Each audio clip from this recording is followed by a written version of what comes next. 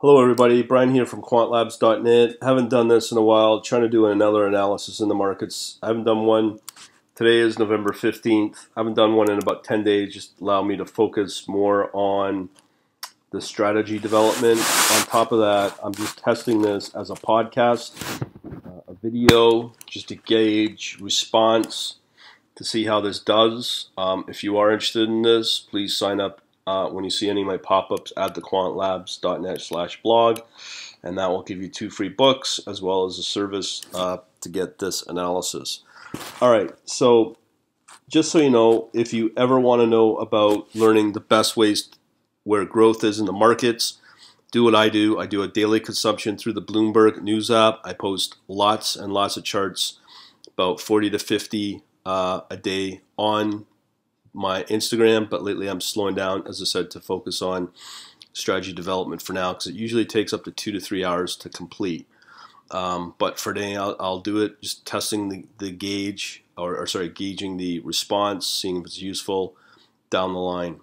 Okay, first of all, let's talk about China. The system that I use usually captures a lot of interesting news coming out of China because of the accelerated growth out of either, shouldn't just say China, but just out of Asia generally compared to North America or even Europe.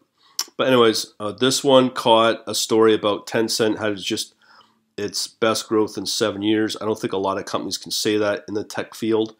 So there's this article on top of another article and showing the reasons why. And it's just basically an app that's driven it. On top of that, we also have oil in the news. Basically, what's happening is a lot of the drill makers or drillers in the Marcellus oil patch, they do the drilling, and it's up quite a bit actually. But the majority of the reasons why they do it is so that they can get a higher payout once they've get something into production. That's why they do it. So be aware of that. And I've got one or two articles on that.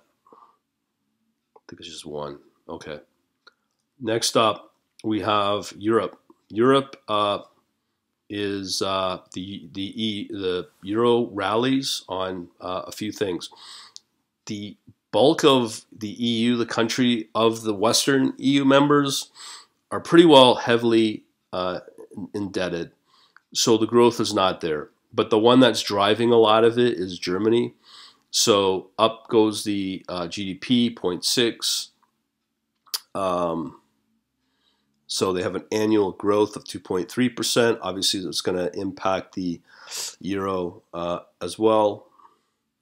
So that may be a short-term pop, but then there's other news here at the FX Street article. But when you look at this other article off of Bloomberg, it's Eastern Europe that are driving a lot of the economics, especially in consumption as the middle class, I guess, grows. Romania, Czech, Poland, Bulgaria are the leaders. So yes, they are still growing because they are more developing, and the slowdown will continue later on. But I just wanted to put this out there as an overall test. Let me know what you think.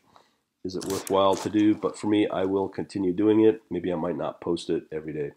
Over and out, later, and please do comment either at my video, YouTube, Facebook, or Twitter. Talk to you later.